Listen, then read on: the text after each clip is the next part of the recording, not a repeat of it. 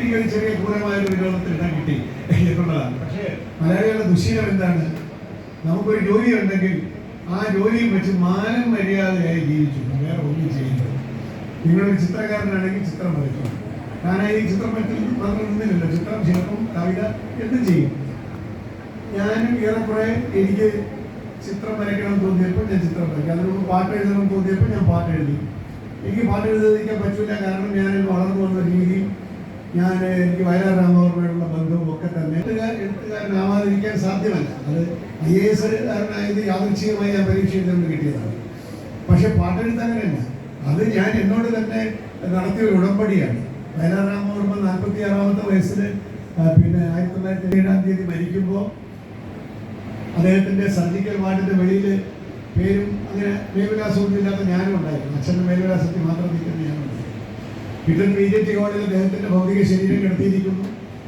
46 വയസ്സിൽ കീർത്തിയുടെ ഏറ്റവും പോപ്പുലറായി നിൽക്കുകയാണ് വയലാർ രാമവർമ്മ. അന്ന് കേരളം കാണിച്ച ഒരു ഹൃദയത്തിൻ്റെ ഒരു ദ്രവീകരണം, ഒരു ആദരം, അത് എന്നെ എന്തെന്നില്ലാതെ അത്ഭുതപ്പെടുത്തി. ഒരു ഗാനരചയിതാവിനോട് അദ്ദേഹത്തിൻ്റെ വിയോഗത്തിൽ കേരളം മുഴുവൻ കരയുന്ന ഒരു കാഴ്ച. അങ്ങനെ കരയിക്കാൻ വേണ്ടി, മരിക്കാൻ വേണ്ടി ജീവിക്കണമെന്നല്ല ഞാൻ വിചാരിച്ചു. എന്നാൽ ഇത്രമാത്രം റെസ്പെക്ട്, ഇത്രമാത്രം സ്നേഹം ഗാനരചന എന്ന് പറയുന്ന ഒരു സംഗതി കൊണ്ട് ആസ്വദിക്കാൻ സാധിക്കും. പാട്ട് എഴുത്തുകാരനാവണം, അന്നേ ഞാൻ കുറിച്ചിട്ടുണ്ട്.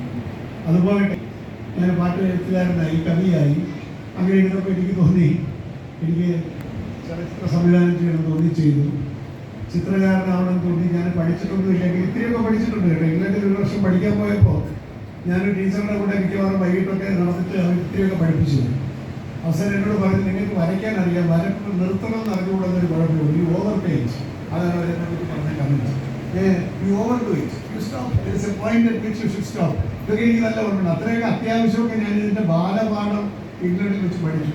എന്നാൽ ഞാൻ ഇവിടെ ഡൽഹിയിൽ പോയപ്പോൾ എനിക്ക് ഒരുപാട് ചിത്രകാരന്മാരെ പരിചയപ്പെട്ടു. അപ്പോൾ അവിടെ ചിലകളൊക്കെ എടുത്തിട്ടാണ് പോയിരിക്കുന്നത്. അപ്പോൾ ഇത് തന്നെ അവസരം എന്ന് പറഞ്ഞിട്ട് ഞാൻ ചിത്രകലയിലേക്ക് പുറത്ത് കടന്നു. ഗ്യാലറി ബുക്ക് ചെയ്തിട്ടാണ് എൻ്റെ ഭാര്യയോട് ഞാൻ പറഞ്ഞു,